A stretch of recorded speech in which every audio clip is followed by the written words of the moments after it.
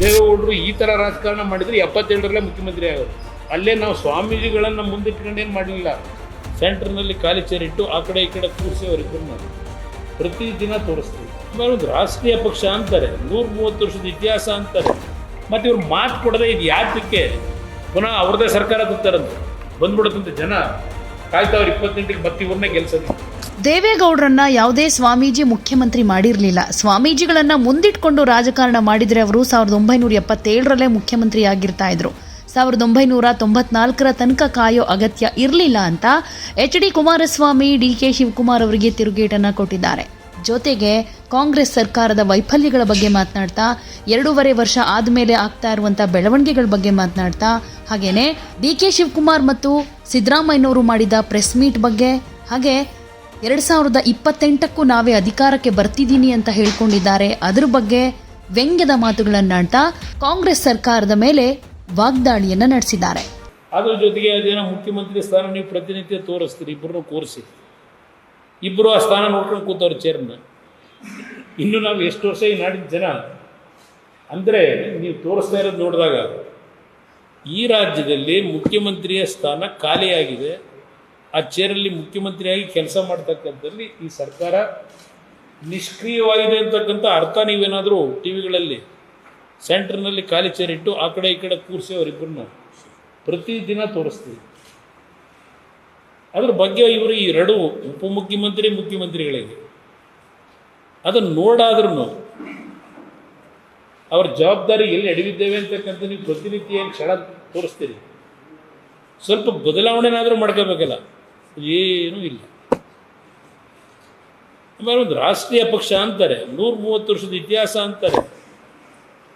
ಈ ರೀತಿ ಒಂದು ಸರ್ಕಾರ ನಡೆಸಲಿಕ್ಕೆ ಒಬ್ಬ ಮುಖ್ಯಮಂತ್ರಿಯ ಜವಾಬ್ದಾರಿಯನ್ನು ನಿರ್ವಹಣೆ ಮುಕ್ತವಾಗಿ ಮಾಡಲಿಕ್ಕೆ ಇಷ್ಟೊಂದು ಅಡ್ಡಿ ಆತಂಕಗಳನ್ನು ಕೊಟ್ಟು 2.5 ವರ್ಷದಲ್ಲಿ ಬರೀ ಅದೇನೋ 26ನೇ ತಾರೀಕು ಡೇಟ್ ಫಿಕ್ಸ್ ಆಗಿದೆ, 28 ಆಗಿದೆ, ಇದೆಲ್ಲ ಗಮನ ಕೊಟ್ಕೊಂಡೇನು ಕೂತಿದ್ದಾರೆ. ಈಗ ಮತ್ತೀಗೇನೋ ಮತ್ತೆ 2 ತಿಂಗಳು 3 ತಿಂಗಳು ಮುಂದೆ ಹಾಕಿದ್ದಾರೆ.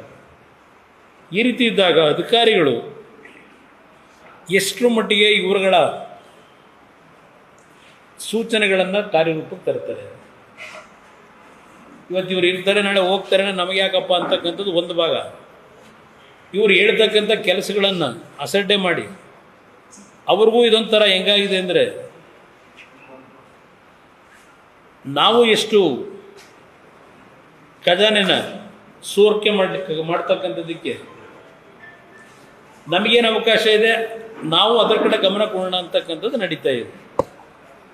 ನಾನೇನು ಯಾವುದೋ ಈರ್ಷೆಯಿಂದ ಇಲ್ಲ ಏನಪ್ಪ ಅವ್ರು ಸರ್ಕಾರ ಮಾಡ್ತಾವ್ರೆ ಅಂತೇಳಿ ಈರ್ಷೆಯಿಂದ ಈ ಮಾತು ಹೇಳ್ತಿಲ್ಲ. ಪಾಪ ನೆನ್ನೆ ಮಾಧ್ಯಮದ ಸ್ನೇಹಿತರು ನೀವು ಕೇಳ್ತಾ ಇದ್ದೀರಿ, ಬ್ರೇಕ್ಫಾಸ್ಟ್ ಮೀಟಿಂಗ್ ಆದಮೇಲೆ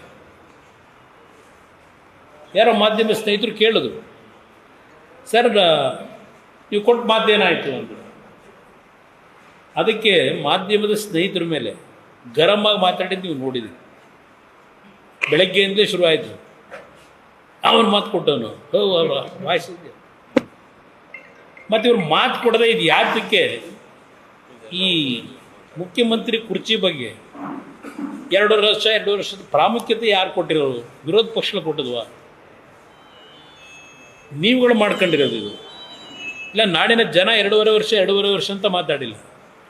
ಆದರೆ ಈ ಸರ್ಕಾರ ಈಗಲಾದರೂ ಇನ್ನು 2.5 ವರ್ಷವಾದರೂ ಅದೇನೋ 28ಕ್ಕೆ ಪುನಃ ಅವ್ರದ್ದೇ ಸರ್ಕಾರ ತರ್ತಾರಂತೆ, ಬಂದ್ಬಿಡುತ್ತಂತೆ, ಜನ ಕಾಯ್ತವ್ರು 28ಕ್ಕೆ ಮತ್ತೆ ಇವ್ರನ್ನೇ ಗೆಲ್ಸೋದು ಹೇಳ್ತಿದ್ದಾರೆ. ನಿನ್ನೆ 28 ಇನ್ನೂ ಭಾಳ ದೂರ ಇದೆಯಲ್ಲ, ಏನಾಗುತ್ತೋ ಯಾರಿಗೆ ಗೊತ್ತು. ಬಿಹಾರದಲ್ಲಿ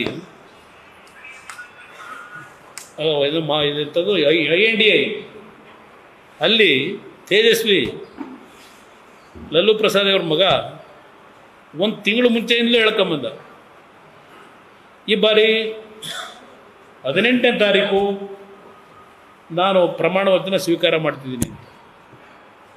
ಅದನ್ನು ಸ್ವಲ್ಪ ನೆನಪಿಸ್ಕೊಳ್ಳೋದು ಒಳ್ಳೇದು. ಇವರು 18ನೇ ತಾರೀಕು ಪ್ರಮಾಣ ವಚನಕ್ಕೆ ದಿನಾಂಕನೂ ನಿಗದಿ ಮಾಡಿಬಿಟ್ಟಿದ್ರಲ್ಲಿ INDA ಪಾರ್ಟ್ನರ್ಸು.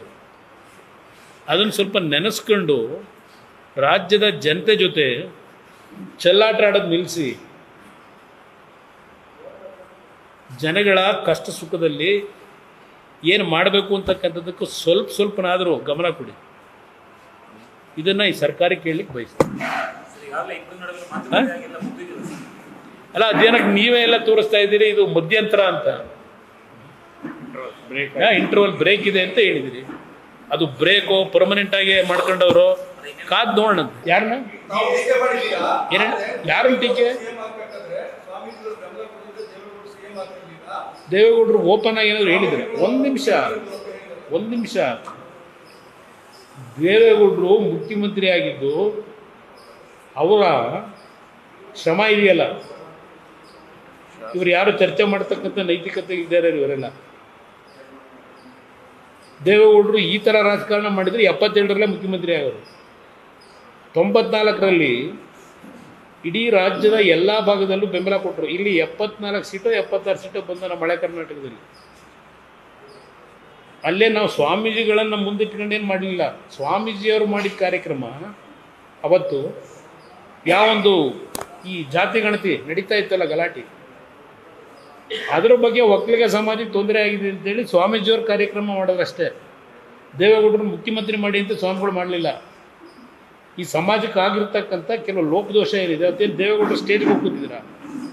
ಇಲ್ಲ ಸ್ವಾಮೀಜಿಗಳು ದೇವೇಗೌಡರನ್ನ ಮುಖ್ಯಮಂತ್ರಿ ಮಾಡಿ ಅಂತ ಏನು ಸಂದೇಶ ಕೊಟ್ಟಿದ್ದೀರಾ?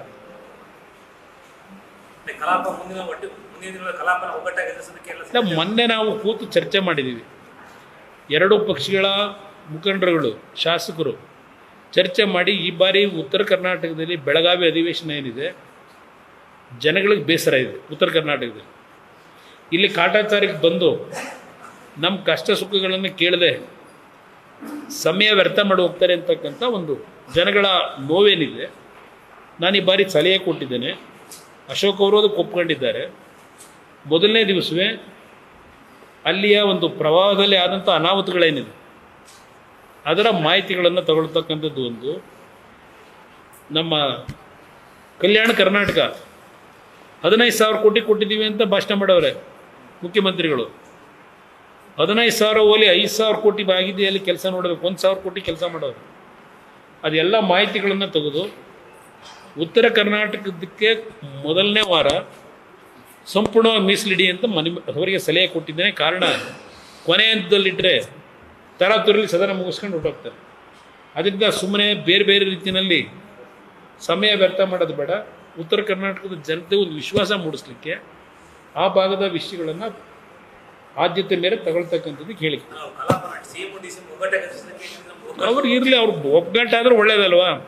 ಈಗಲಾದರೂ ನಾಡಿನ ಜನತೆಗೆ ಒಗ್ಗಟ್ಟಾಗಿ ಒಳ್ಳೆ ಕೆಲಸ ಮಾಡಿದ್ರು ಅಭಿನಂದಿಸೋಣ.